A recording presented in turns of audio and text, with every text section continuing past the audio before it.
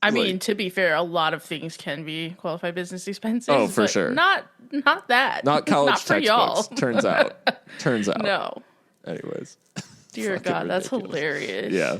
They're like, I'm just balling this semester. I don't know what to tell you. It was the early equivalent of LLC Twitter. Where that shit, word of mouth around the school was like, dude, hey, write your textbooks off.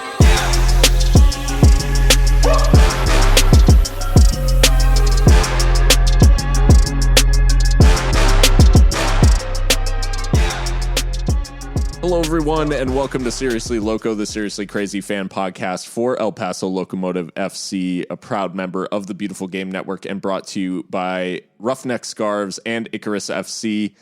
I'm your host, Phil Bakke, and I'm joined tonight by my co-host, Mikka Burrell. Mikka, we're chugging right along in this congested fixture list. Yeah, we are. It's a game every 3-4 days. Yeah. How are your fitness levels? Oh, man. Are you staying sharp? You starting to wear out? Like, how are we doing fitness-wise? It's funny you asked that because yesterday I was sleepy on my commute to and my commute from work. I literally had to power nap when I got home, which I try to never do, obviously, because then that ruins your night's sleep. Right. But I was so tired. I was like, I can't do any of my, like, domestic obligations if I don't just close my eyes for 30 minutes. So hanging in there. I'm sure not even a fraction of as tired as the boys are, but how about you? Yeah. I mean, like, work is a slog as always, but like, I don't know. I feel like right now, as we record this, I feel like I'm kind of in the rhythm that it seems like Locomotive gets into, where like they actually are kind of comfortable. Like, with a more regular, right. Like, I'm kind of feeling it right now. I'm sure like a couple more and I'll just be like, oh God, like I think even heading into this match, I was feeling it a little bit, as evidenced by the, whatever, the Squidward meme. Spread. It's so perfect though. But yeah, we just continue to churn it out, and you know, it's as you said, like a small price for us to pay, compared to what the boys are turning in, just having to grind out these these games every few days. But we are Seriously Loco, as we said, and you can find our podcasts if you're finding us for the first time on Spotify, Google Play, Apple, all the big podcast platforms, and probably some of the smaller ones too. And you can find us on pretty much all social media, but primarily Twitter at Seriously Loco. And along with that, Mikka, we had on our Twitter a little bit of a giveaway to go along. We gave away tickets to the San Antonio match, the 3-3 thriller, and we've got more tickets to hand out. Indeed we do. So the club are actually having their first Pups at the Pitch night tomorrow night at Southwest University Park, where there will presumably be a bunch of cute dogs. So we thought, why don't we give out tickets for this one too? We told you on the last pod, it is pretty easy to win these tickets. You have a pretty high chance because, you know, we are a niche group. We've got a niche kind of listener base. So if you're listening to this on your morning commute, there is still time to enter to win. All you need to do is follow at Seriously Loco on Twitter and retweet the ticket post. The ticket tweet should be pretty obvious on the timeline. We'll keep sharing it so you don't miss it. But yeah, we'll pick a random winner at noon the day of the match, and you'll get 4 free tickets to the match. And you don't want to miss it. I feel like every time we've given out tickets, it's been like a really good game. Yes. Yeah, so. And this, like, Colorado Springs trying to stay like in a playoff spot, Locomotive defending a what could turn into a 22 match unbeaten run, or is 22? Yeah, 22 going into 23 maybe? I don't know. Something like that. But Locomotive defending a ridiculous unbeaten run at home.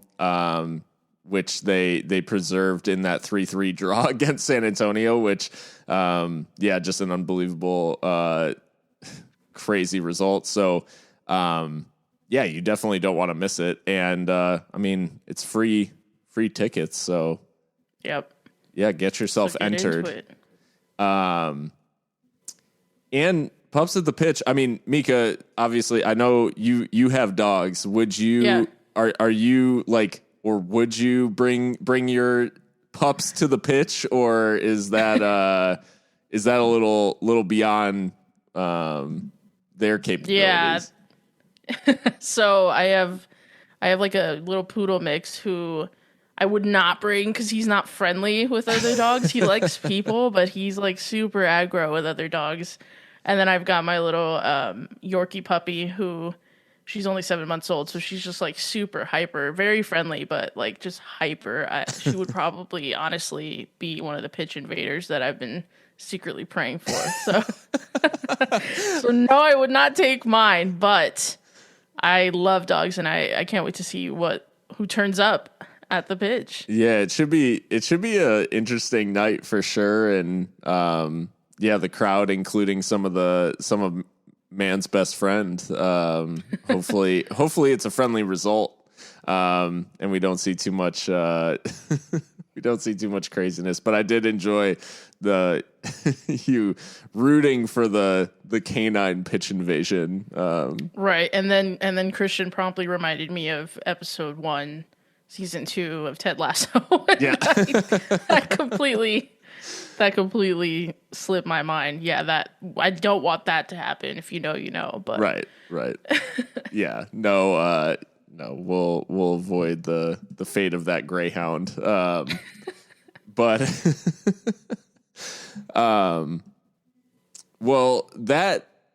the pups on the pitch or pups at the pitch, and that Ted Lasso reference did remind me, for those who watch Ted Lasso, the Diamond Dogs have struck again, and El Paso Locomotive 2, Tulsa 1 on the road at One Oak Field. We learned this. Thank you to Kenzie Arlt for the pronunciation guide from the club, because I think we said Aniak. We're like Aniak. I said I might continue to say that just for the memes, but yes, One Oak. Yeah, One Oak Field. And El Paso Locomotive, the Diamond Dogs, in this case, we find them back in the Diamond for this one. So we'll dive. Me and Mikka will dive into the result in Tulsa. We'll talk about the Switchbacks game coming up tomorrow night. That is Wednesday. So I guess probably by the time you're hearing this, the game is tonight. By the time you're listening. But Mikka, I mean, let's dive straight into El Paso's win over Tulsa. First and foremost, like, we saw the return of the Diamond. Definitely a little bit of a difference in personnel. Some of it enforced, some of it not. But overall, this performance felt like a return to form for Locomotive. Definitely. I mean, like, right when the lineup dropped, I didn't even pay attention to who was in the lineup, but rather what it looked like, because we've been harping on this for the past couple of weeks, and it was nice to see us revert to type. And the Diamond, I thought, despite the fact that we had to rotate pretty heavily, to be fair, I thought it worked a treat, as it has done in the past. I thought the balance actually was really good. Even not having some of our starters available to us, I thought that midfield 3 of Chapa, Dylan Mares, and Diego Luna was really nice, and Nick Ross, of course. I thought the 4 of them just worked really well as a unit. And feeding Gomez and Soloniak, and actually we'll get into Gomez and how fantastic he was, but it brought out the best in some of our stars, our attacking stars on the pitch. The back line was a little bit interesting. Again, one of those enforced kind of structures, if you will, with the new boy Turner, who we kind of suspected that he might be cover at the back, given his size and kind of his strengths and what he's known as a defensive midfielder, but has slotted in at the back there with Mikka King, who we know is a false nine. But no, joking aside, I thought the backline actually did admirably for the most part. I think Logan actually had a little bit of work to do. Yeah. But overall, it was refreshing to see this kind of a lineup and something that we're used to and something that worked ultimately. Yeah. Yeah. I think the biggest thing about this match in particular is we obviously had all these enforced changes at the back.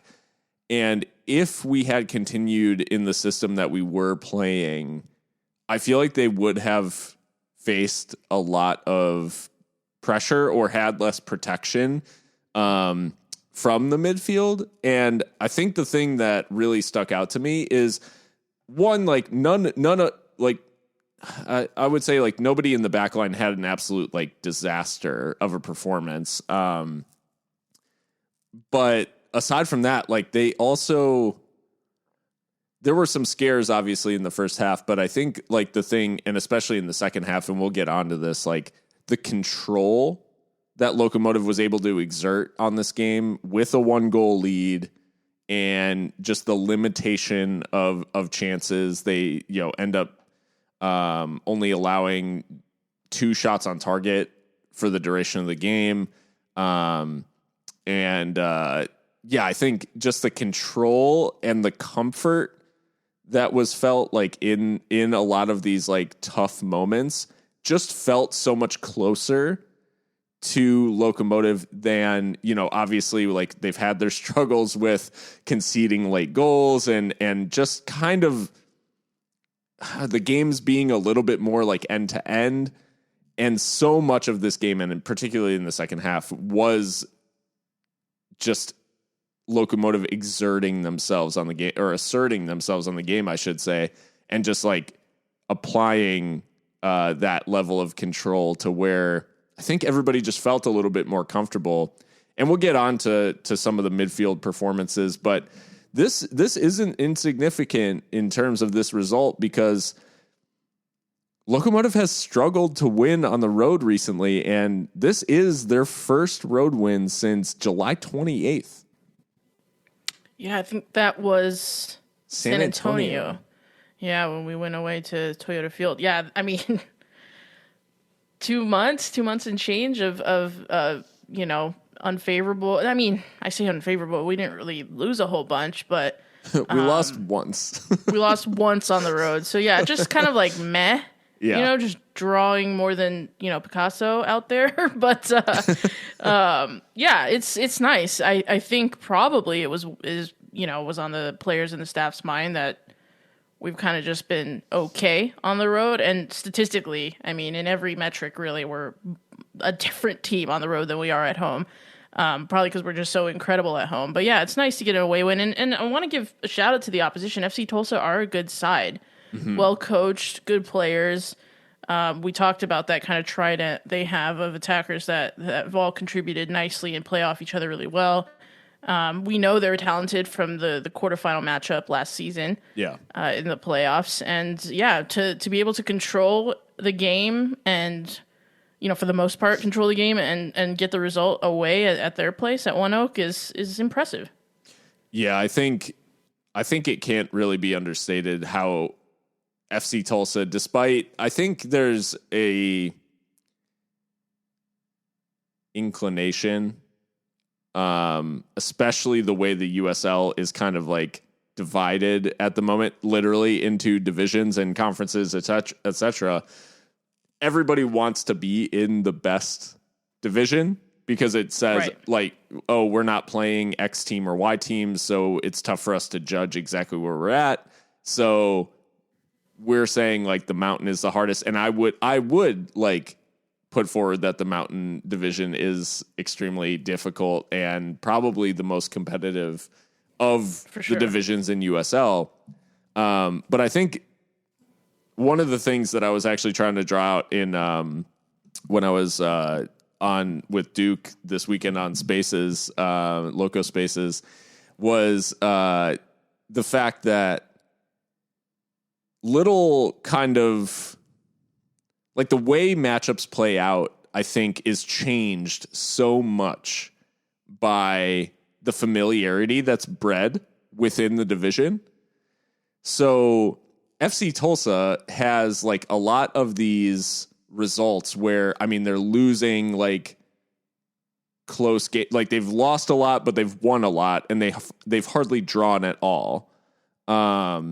And so when you have these like divisional games that are just playing out, and you have the same matchup after the same matchup after the same matchup, you can get these like kind of weird back and forth results. And I think Locomotive has seen that this season, and Tulsa has definitely seen these like just kind of, you know, they'll lose to Indy and then beat Birmingham Legion and then lose to Louisville and then beat Memphis and then beat Louisville and lose to Memphis. And like, that's just like this back and forth that's kind of developed in the Central Division.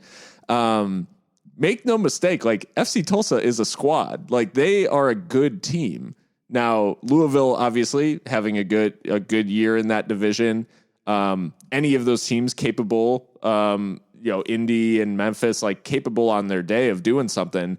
And I just think like the tendency to say that, oh, well, the Mountain Division is toughest, so obviously Locomotive went and like took care of business against Tulsa. Like, I really don't think it's that simple, because if we were playing in a normal kind of league structure like USL did in Locomotive season 1, Tulsa may not, like, their results may not play out like this, because they have to go to Hartford and they have to go to, like, there's all kinds of different places that they would be playing in the East. And so this divisional setup, yeah, it can skew things like positively for teams, but I think in Tulsa's case, it can actually kind of create this weird dichotomy where they just, for whatever reason, like, aren't drawing at all. Yeah, they gave Locomotive a game. Locomotive, I think, passed this test extremely well, but any like inkling to dismiss, oh, well, Tulsa's like lost 11 games, how are they in third place in their division? I don't know if I really buy like that as an approach, like, because each division is its own little league. Yeah, it is really like 4 mini leagues for sure. And Eastern Conference football is different. Like, it really is stylistically, and the approach to games, I think, is different. So, I mean, there's that element of the unknown, I guess, when we face, you know, the Indy 11s. And, you know, Tulsa is newly East, I guess. I was going to say, like, Tulsa's almost playing, like, Western Conference football in the East. And that's what leads to, like, wins and losses only, because they're playing, like, you know, Wild West instead of whatever the more conservative Eastern Conference style. Exactly, yeah. They're having to learn about new opponents and all that thing. I will say, overall, I think Tulsa were uncharacteristically poor in front of goal. I mean, there were they had a lot of chances fall their way, point blank, that typically good finishers were skying over the bar, wide. I mean, there were a lot of like heart and throat moments that I can think of, but when you look at the XG, they're sub 1. They're sub 1, which is odd. So they just it was just an odd performance from them. I think they had a lot more goals in them than really showed on the score sheet, to be fair, and obviously that benefited us, and we were just clinical with our chances. Sure, caught them flat-footed a couple times. I mean, I guess let's get into the opening goal, because it was weird. I mean, it was a typical, you know, when we're in that position of the field, Maka's, of course, going to take the long throw. Yep. And Tulsa commit the cardinal sin of letting it bounce in the box. And Josue is there to pounce on it. Yeah, I think this goal is a little bit lucky in the way that it comes about, because obviously the ball kind of hangs in the air and no one's able to meet it. I think, you know, there is an element of luck about it. But what I do love about this goal is that to me, this demonstrates kind of where Josue is a little bit different than other like attacking players, because we obviously know that Lucho is going to play up top. We know that Carijo, when he's on, like, he's going to play up top. But Gomez obviously drifts around. He's not like a typical like number 9 fox in the box type of guy. Right. But this demonstrates like his instinct and his optimism on some of these. Like, he has to gamble to be there at the far post. He could easily have like given up on that and thought like, oh, well, they're going to clear this. It's a long throw. Like, but he gets to the back post and just like takes that chance.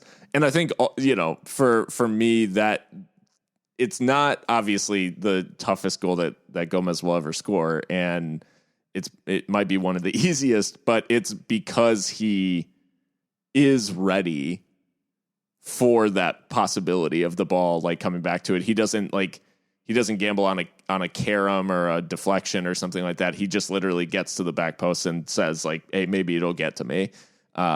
And ultimately it does. And yeah, easy opening goal for Locomotive, but, and certainly I'd be absolutely furious as a Tulsa fan giving up a goal like that. Like if Locomotive ever did something like that, I'd be beside myself. But yeah, Gomez, I think, you know, does well just to be in the right place to actually poke it home. Yeah, I mean, in addition to being optimistic, as you put it, I love how opportunistic it was, because I think a lot of our goals and a lot of our play, really our build up, our patterns of play is, you know, preconceived, if you will. Like, these are things that we work on a lot, and it's very much a style. For sure. I think we're starting to add that to our game this season, not just with this goal, but I think this season we've seen our guys be a lot more opportunistic with chances that fall to them that don't come from this lovely bit of play or extended possession or what have you. We saw that with San Antonio, actually, when we finally like got back into the game. Some of those goals were pretty opportunistic, to be fair. And we saw it a couple times with San Antonio too, like goals just falling to us and being clinical. And you need that when you're trying to win not only, you know, regular season games, but hopefully another trophy. Yeah. I'm obsessed with the idea of a double or a treble this season. So, I mean, we might get the double. Shield, the Copa Tejas Shield looks like it's coming home as well. So we may imagine the scenes, like the full squad, the staff with just 3 beautiful trophies in front of them. Group photo. I do love it. I love the idea. And the looking at that spreadsheet that was making the rounds about the Shield, I think it's only SAFC is the only team that can technically catch us still. Yeah, like of everyone, like in all divisions. Yeah. So the Dash, Austin FC, Houston, and Dallas are all already out. So you'll have to see it. But we talked about Gomez, and like I said it on Twitter. I think obviously we talked a lot in the group chat, but the goal, like, Gomez gets the early goal, he grabs the assist as well, but like, this was truly a man of the match performance from Josue Aron Gomez, and the the highlight of it, despite him scoring, the highlight of his performance was his delivery to Lucho for the second. Oh my God. This cross, it's like kind of unusual, because crosses are usually like whipped. You know what I mean? This is flat and like knuckling almost. Like the ball's not like spinning in any kind of, like, it's hard to judge the flight of it. And I think, actually, to be fair on both goals, I think Sean Lewis didn't have much of a chance. I think he was left hanging, and I think he's a good keeper, but I think he actually has a good game. Like, on balance, he actually plays well. He does. He gets kind of hung out to dry on both goals, unfortunately. He does, yeah, absolutely. I would agree with obviously. that. Right. Yeah, it's just this outrageous flat cross. And again, this is really like, I don't know if it's lazy or just like not really sensing the danger or what it was from Tulsa, but they give Gomez all that space to take the touch, to pick it out, and then to execute. I don't know if they thought he wasn't a threat from that area, which I guess fair enough, because ostensibly he's an attacker, he's a striker. You find him out on the left wing, you're kind of thinking, like he's going to hit and hope. Yeah. But they give him a lot of space. Nobody gets, tight to him to stop the cross, and it's just perfect. Again, another really like just killer instinct kind of goal. And we know Lucho can do that. But yeah, Sean Lewis didn't really have any chance at that back post. And it's just a really good finish. And yeah, this was actually the more like satisfying, I think, play than Josue's goal himself. It was just really, really nice. Yeah. I think caught the cameraman out, by the way. You're right. The celebrations were delayed because the cameraman went for like chips. I don't know, but the camera like wildly swung like out of nowhere. Like, oh shit, something happened. Like, pardon me, sir. Yeah, the cross is outrageous, and I think, like you said, it was super hard to judge the flight of the ball, which is exactly why Lucho is able to score, because I think it's actually 3 Tulsa defenders all like start to make a move like they're about to jump to head the cross out, and all sort of realize like, oh, that's actually like floating over my head. Like, I'm not going to be able to clear this. And they're all realizing it just a split second too late to actually like drop and try to like play it, normally. And, fortunately, the only person who could judge the flight of the ball or understand, and I'm sure, it's probably the product of Gomez delivering this sort of cross in training. But the only person who did accurately judge the flight was Lucho. And I mean, when I say like this thing was dropped onto his forehead to nod home, like it was absolutely laser guided. Just an unbelievable delivery and a simple goal in the end for Lucho. But again, a good run, well timed, like everything about the goal just well constructed.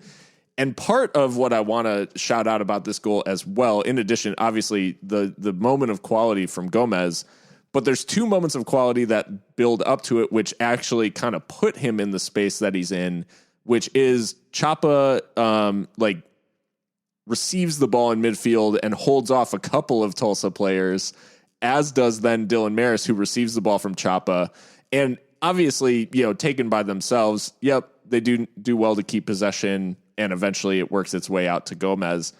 But those sorts of things and that sort of like ability to retain possession and the coordination between the midfielders all night and like them being connected all night felt like a big change from recent games in the flatter 4-4-2. But for those personnel in midfield, primarily Dylan, Chapa, and Nick, it felt like a return to a shape that just emphasized their strengths once again. Absolutely. I really want to shout out Dylan Maris because, again, he's been, in and out of the squad for one reason or another, whether it's injury or just, others preferred to him in that position. But the midfield balance, like I said at the top of the show, was just right. I mean, you've got Dylan, who is that kind of 10, but can play that hybrid, like Metsala role, if you will, like the 8-10. Nick as well, similar, can also operate from deep. And then Chapa, who we know is going to clean up and bring the energy in the midfield and not try to venture too far past the midfield line. So I just thought that the balance was excellent. Yeah. And that really just, I think, helped all 3 of them really have a good game. But yeah, you're right. It's Nick and Dylan primarily, I think, that are making sure that we keep possession in that area of the pitch, because Tulsa were trying to press a little bit in that area. Yeah. But not in any way that we've seen like San Antonio do, for example, to us. So just a difference in quality there, I guess you could say. But yeah, the midfield was just excellent, and again, in a shape that they understand and that the world drilled in, and that we know works. So yeah, I was glad to see that Mark and his staff, went back to basics, especially with how many players were missing. So yeah, and certainly their task is not easy. I think we have talked in the past about the fact that Nick in the six is not like our favorite thing necessarily. Right. Because he's so good when he's playing in that freer 8 role, and he can obviously get in and around the box as he did, in the second half of the San Antonio game. But obviously with Richie and Yuma both out for this one, Yuma made his return against San Antonio and then was promptly back out of the squad. It felt like I felt good about Nick's contribution, even from a little bit deeper, and kind of like filling that Richie Yuma role. Like he performed really well, and I think Chapa especially, but I mean Dylan too. Gosh, it really was like a boosting performance for all three of them, in my opinion, just because they were comfortable with their assignment, like they understood what they were in there to do. I think you said that Chapa had arguably his best game of the season, right? I think by far. I think Chapa has been. I think he's been put into like more situations where he's been isolated, and unfortunately, I don't think that's the type of midfield player that he is. Like I think he's had a couple of performances this season where I just feel like he needed that support in there, and this one for sure he has the support. Like he's got his midfielders who are close to him who he can link up with, and I think that like added level of connection or coordination, however you want to look at it, like I just feel like he responds so well in that situation, because what we're asking him to do is not like, he doesn't have to receive the ball and carry it forward and beat a man and like find a forward pass. We're asking him to like press really well, like choose his moments to press, win back possession, like when he's able, cut passing lanes. And then he's also like, he is, able to maintain the ball and like link play, but we're not asking him to, go from receive the ball from a center back to find a striker. Like he's not having to solve every single problem from back to front. He can, lay the ball off and find some space and like make himself an option for Nick or Dylan. And I think, the goal in particular is just such a good example of he makes himself an option for Nick. He's quickly closed down, does really, really well to hold off the players who are trying to win possession off of him, and then finds Dylan, which is like, yeah, it's a super simple pass, but it keeps the move alive. And the fact of the matter is, like, with our 2 midfield or with our like double pivot or whatever, the flat 4-4-2, like whatever you want to call it, those are the type of situations where we were losing the ball because our midfielders didn't have that like simple pass on. They had to do something like more extravagant or see like a crazy pass or try to spray it wide or whatever. And just having that simple option available leads eventually to a goal. And I know that's like oversimplifying, but it's just the reality in that case is, Chapa has a simple option and and it does eventually lead to a Locomotive goal because it keeps us, we keep the ball.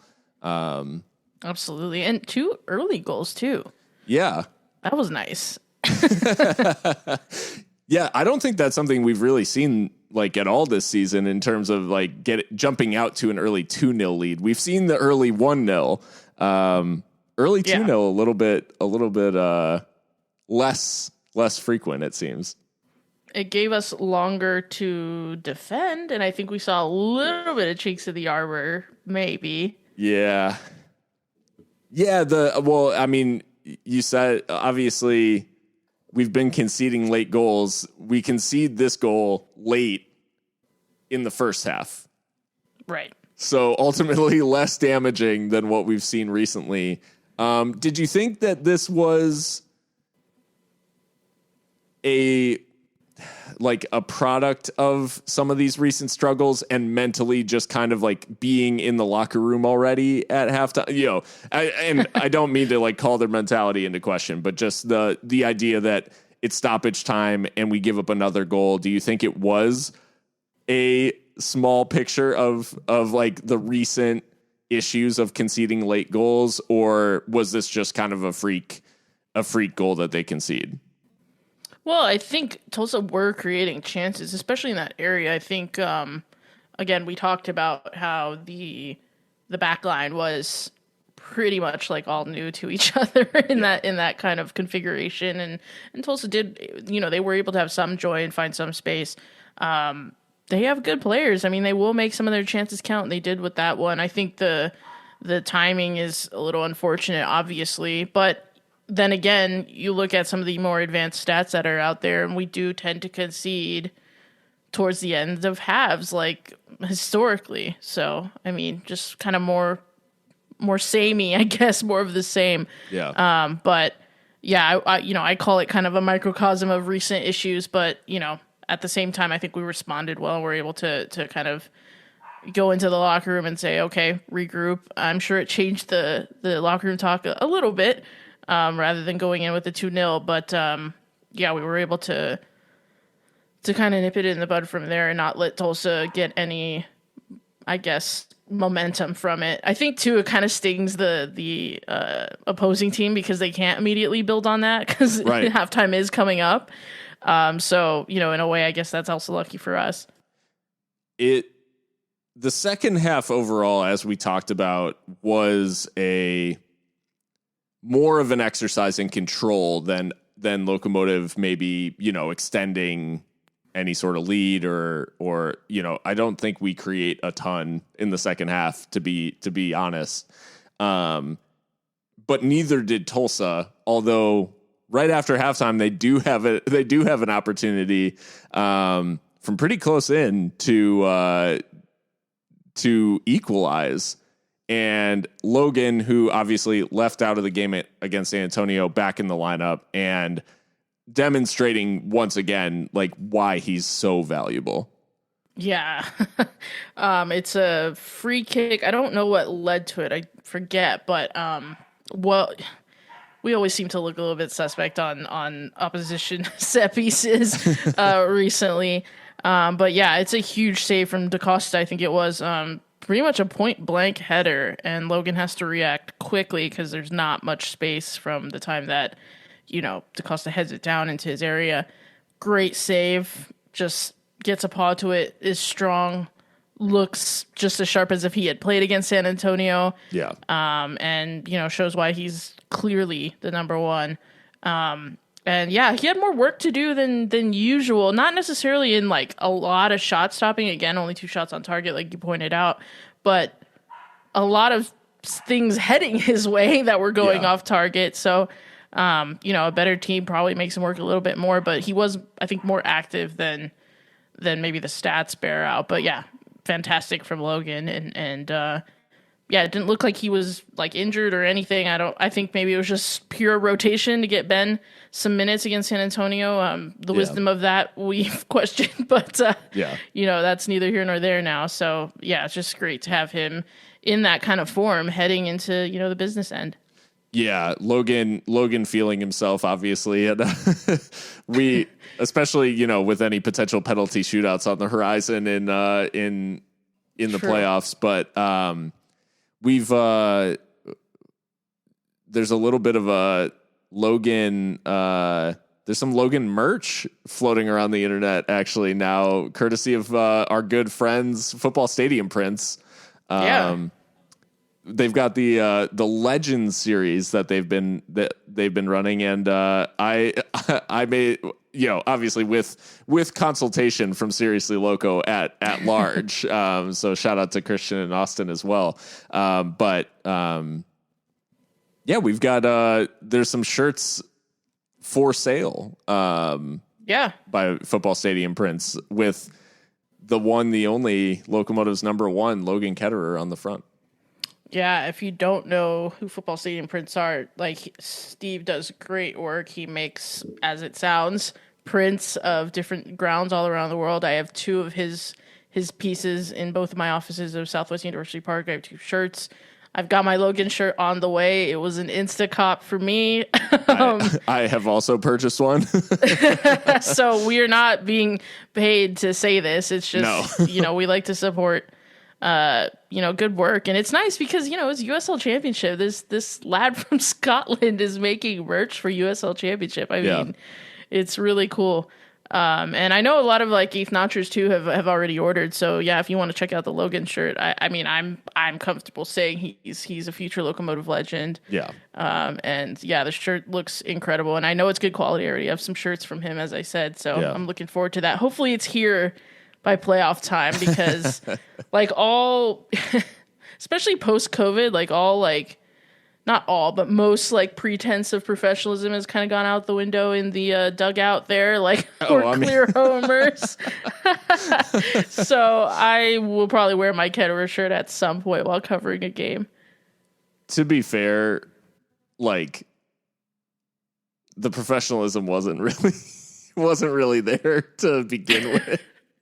I'll never forget some of the late goals, or especially the playoff game against Sac Republic, the home playoff game. That was the press box was not a impartial area for that. Well, and like veering slightly off topic, but I mean there is this like discourse about this right now on Twitter because of that picture of a photographer, like a credentialed photographer, celebrating behind like a football player who have you seen this? No. Yeah, there's some like discourse. I think actually our very own Kenzie Arlt, she had her take on it and was like, it's sports, it's emotion, and she's bang on. Like, I see people being like, you shouldn't be doing that. I'm like, damn, you'd be like super outraged in our like press area. Like, we don't go like totally crazy, but we're human beings and it happens. Yeah, it was a Bills game, number 23 for the Bills. I'm sorry, I have like zero NFL knowledge. He like is celebrating, and there's a photographer celebrating behind him, and it's caused some consternation on the internet. only the NFL, like can we just have fun? Like, damn. Yeah. Like, I forgot that I needed to not bring emotion to sports. No, the rest of the second half, obviously, like, no goals, which good news for Locomotive, and it's almost remarkable for that reason, because obviously with the recent struggles, there was that just nagging feeling at the back of your mind, like, okay, see this out, like, just survive. Get the yeah, exactly. And I mean, credit to Locomotive, because they do it like fairly comfortably. There's not a whole lot that they face in the second half that is super dangerous. It's basically that shot in the 48th. And that's kind of it. Like, they do a really good job of seeing out this performance, and that almost says more about the team and their ability to like cope with this run than like going on and pouring on a bunch of more goals. Like, seeing this out is a big step. Absolutely. And I think that's why you and I both felt inclined to hop on the mic so soon after kind of one of our more scathing pods, if you will, because we hadn't seen that, recently, that clutch, like, game management that we've been looking for. And we've said pretty, unequivocally, it's not been good enough in that regard. totally the opposite here Yeah. on the road to Tulsa. I thought it was the most professional performance I've seen in maybe 2 months on the road, 2-3 months. And yeah, it's nice to see the composure, especially with all of the changes. And you know, I can only imagine that there's a message from Mark that's definitely getting across to the players because, you know, we know they're capable of it. And maybe they just need to be reminded from time to time. But yeah, really just for the most part, like stress-free second half. And I personally love to see it. I don't need to be like on the edge of my seat to the very end, like San Antonio, please. That is just not good for anybody's cardiac health. No. A lot of El Paso doctors like licking their chops around some of the Locomotive play recently, but no, it was calm, composed, as you said, just very professional. And I think given the back line, that was like a big concern. As you said, with all the rotation, with all the, I mean, we had literally, I know, Zacharias has played quite a bit of right back for us, but you know, by trade, an attacker, Maka, a right back playing center back, Cole Turner, a DM playing center back. So a lot of opportunities for people who are, you know, out of position and, you know, enforced. Like it wasn't just, you know, for shits and giggles, but like these sorts of changes can lead to a lot of, I mean, everybody's seen what happens to even, you know, top professional teams when their center backs go. You know, this is the part of the podcast where I reference Liverpool again, but like, but no, it's like, this is not insignificant, I think, in that one, the team as a whole, like worked really hard to make sure that they didn't have a ton to do.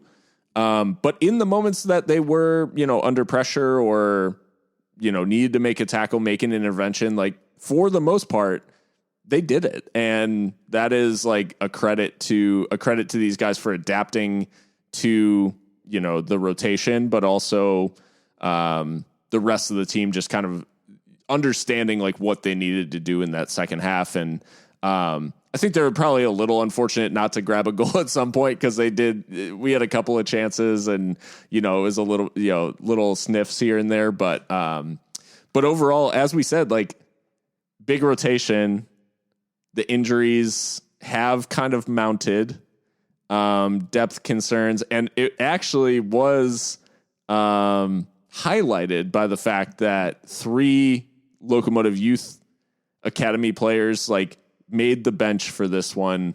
Joel Maldonado, Jaime Villagomez, and notably new signing from the Barca Residency Academy, who we talked about last episode, Brooklyn Reigns, sporting the number 40 for Locomotive. But you mentioned early, like after the 2 early goals, a little bit disappointing not to add more just so we could see these kids get a run out for a few minutes. Yeah, I was curious to see, like, because I couldn't even tell you what they look like. Yeah. I was just curious to see, like, could we maybe see someone have a debut? Yeah. But yeah, you know, half the bench being literally academy players, which is kind of cool in a way that, like, we can draw on, like, an academy. Like, we have an academy. That's a thing. Like, that's cool. But at the same time, when you see the injury list, you're like, that's definitely not cool. So, you know, what we understand right now, and I guess I'll read Fernie's question at Cool Fernie. He says, with playoffs clinched and Phoenix probably out of reach, do you keep starting strong lineups or pull a barrel halter? We had another Fernie ask a similar question at Fernie Elias asked, with playoffs clinched with 5 games left and the team pretty banged up, should Mark play it safe and rest some of the usual starters, even though the team seems to perform better with less rest between games? So, but I do love the pull up Berhalter, and that's such a Fernie question as well. Well, I mean, we actually posed this in the group chat, like, before it was ever posed to us by the listeners. And, I kind of joked that maybe we should kind of like put out some meme lineups from here on out now that we've clinched. But Christian made the good point that we still kind of want to fight for home advantage if we can. Fernie says, that it is probably out of reach. We'll get a home game for the quarterfinal, right? At least. Yeah, I mean, if we win the division, we'll get a first round bye, I think, and then the quarterfinals at home. So so we do want to win the division still, and I think our lead's still pretty healthy. It's like 10 points, right, with a game in hand. Last I checked. That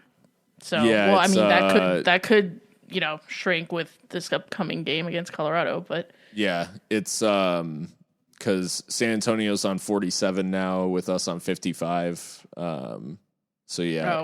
Eight points with a game in hand. 8 points, got it. So I don't know.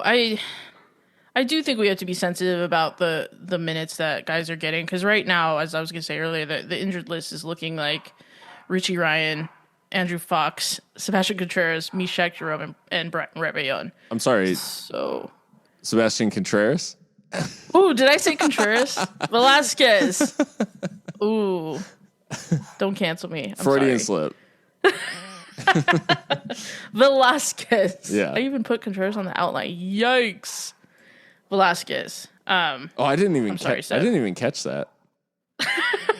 I looked right at that and didn't even flinch. Okay, so it's you too. You know why? Because I saw Union Omaha qualified for the playoffs. Well, that must have been why I thought Shout out. The other set. Shout out. Velasquez, yes. Yeah. So, I mean, obviously 5 nailed on starters, for the most part. Yeah.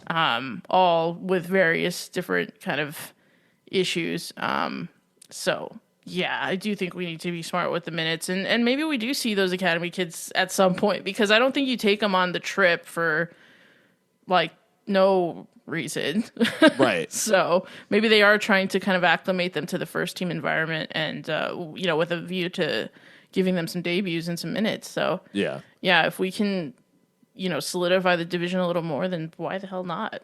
And it was Brooklyn Rain's, first opportunity to make the bench for Locomotive and travel with the team. But Villa Gomez and Maldonado we've seen on the bench before. I mean, in Albuquerque, right? Yeah, I think so. So it's not, they're not a million miles away from the first team. And as you said, I enjoy the young kids getting exposure and getting the experience, just even if it is just the bus ride or the plane ride or whatever, just getting used to being professional and being taking part in that, and the training that comes with it and everything. I think it's a cool opportunity.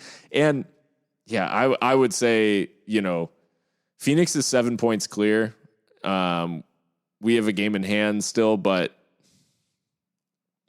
it's probably a bridge too far. I do think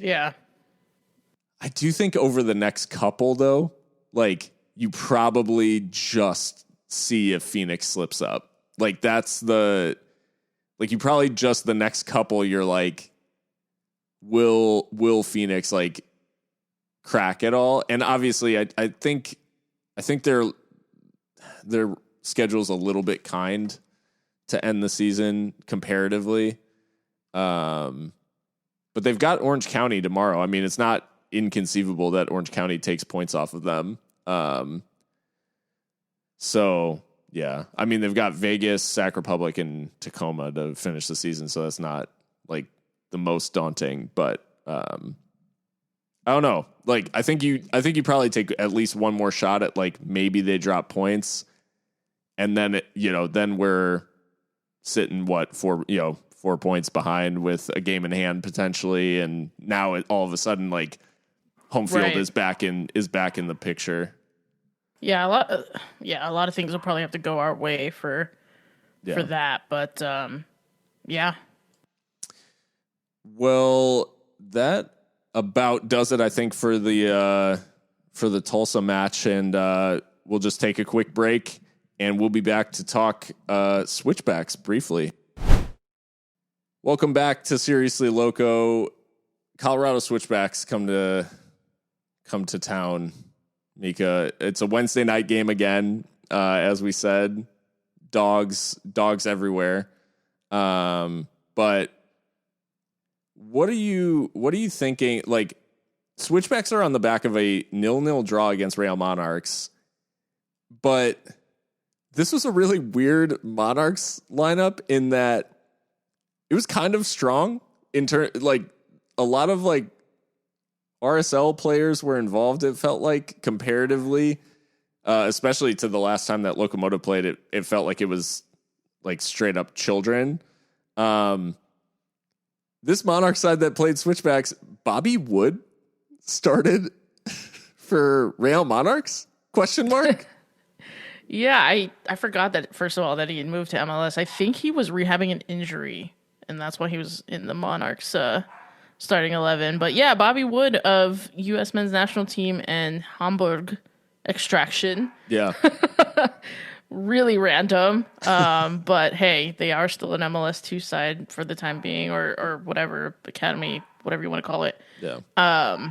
So yeah, it seems like Haji Berry is being thwarted with this like record equalizing goal like at every turn lately. I mean, it hasn't been that many matches since we last played him, but he was super motivated, as you could tell from that match. Yeah. But now they'll come to the swap, so I can only assume that the task will be even harder for them.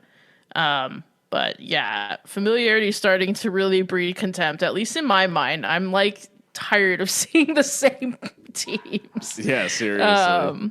So here's hoping next season's format is a little more something akin to, pre-pandemic normal. But yes, Colorado Springs come into the swap, and we will be there.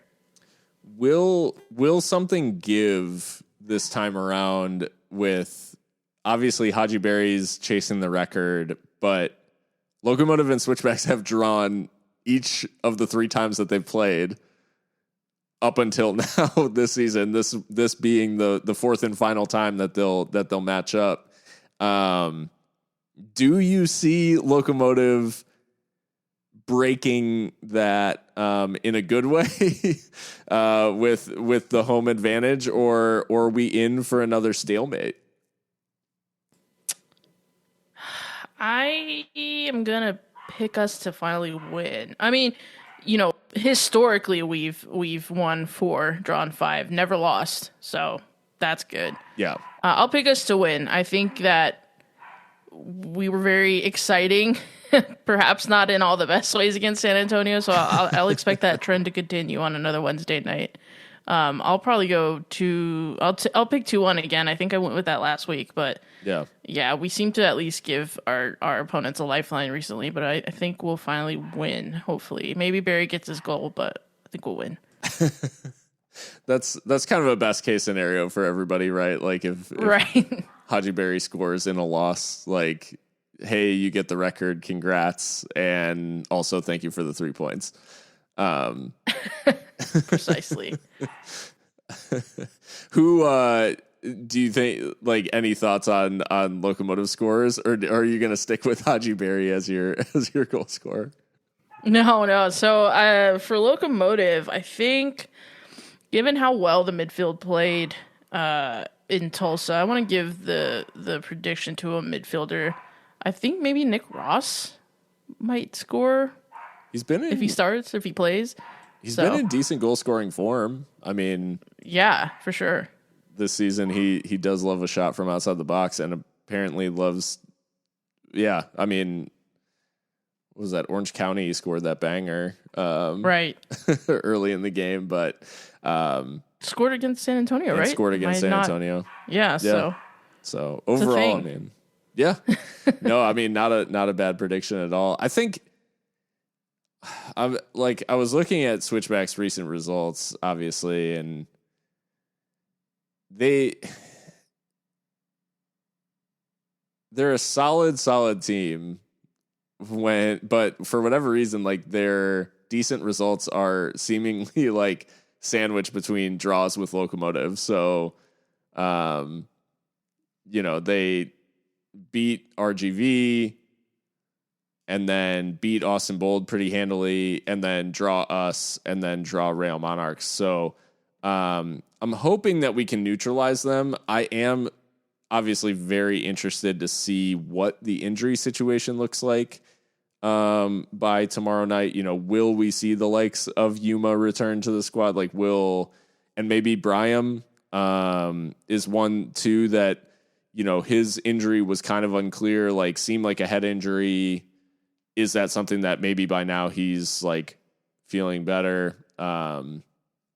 Or is he still going to be out?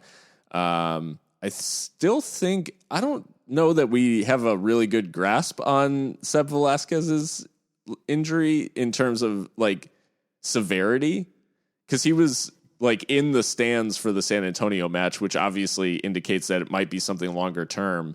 But we haven't really gotten any indication for the club that, he's done or anything like that. So I am interested to see who actually lines up for this one, because I wasn't expecting Yuma to be out of the match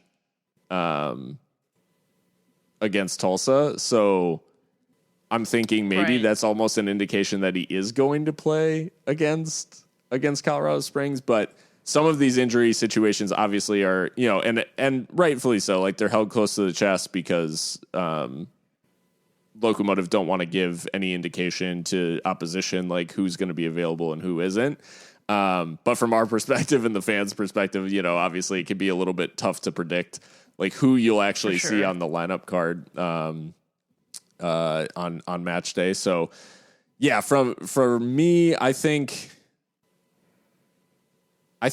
we do see Locomotive break the draw streak against Switchbacks with a win. And I'll go for a nice 2-0. I'm hoping for a clean sheet at home. Nice. I do.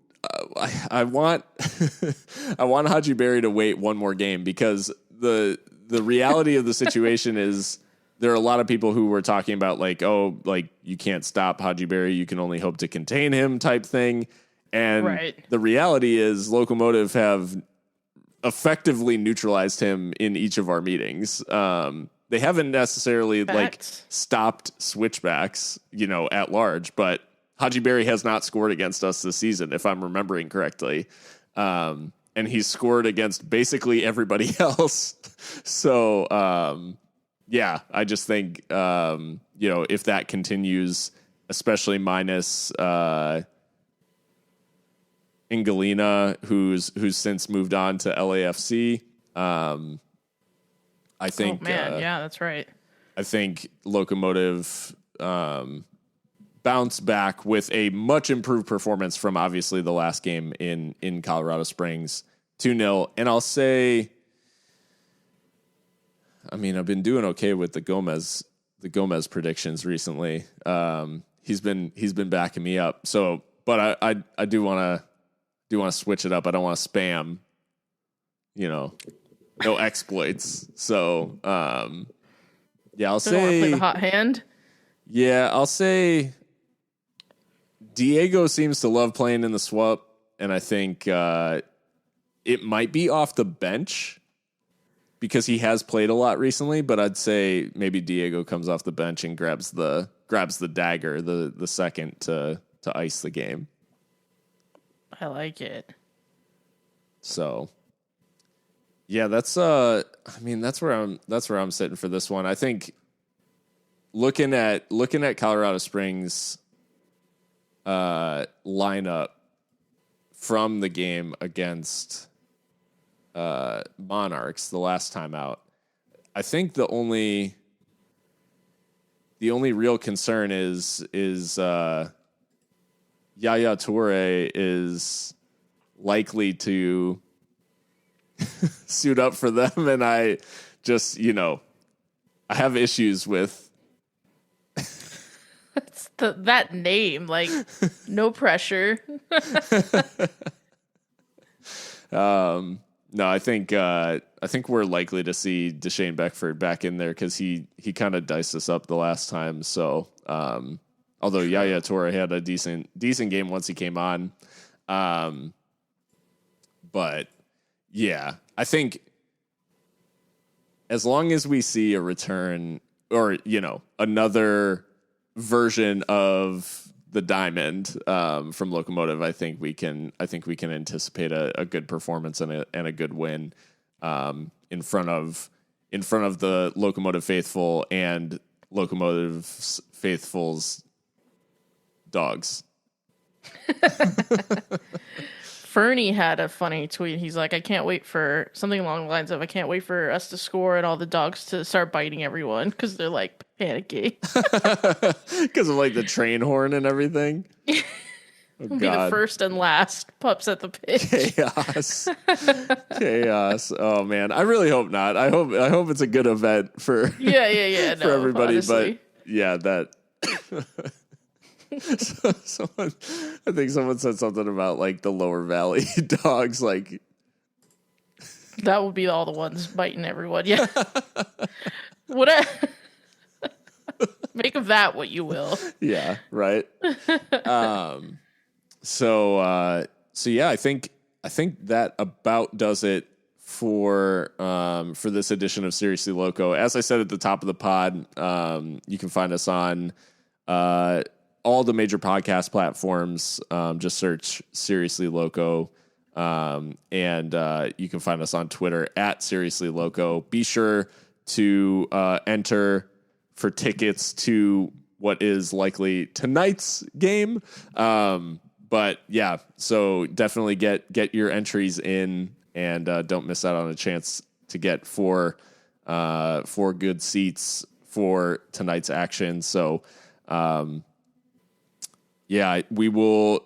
Seriously Loco will be there to cover the match, and certainly we'll see how Locomotive can hopefully keep their home winning streak or home unbeaten streak going. And man, the idea of Locomotive finishing, over a season, like going undefeated at home over an entire season. Undefeated. It's in grasp. Invincibles. It's within grasp. Swap Vincible. Well, hopefully that's in the cards for tomorrow, and we will be there for it all. But until next time, everybody, stay loco.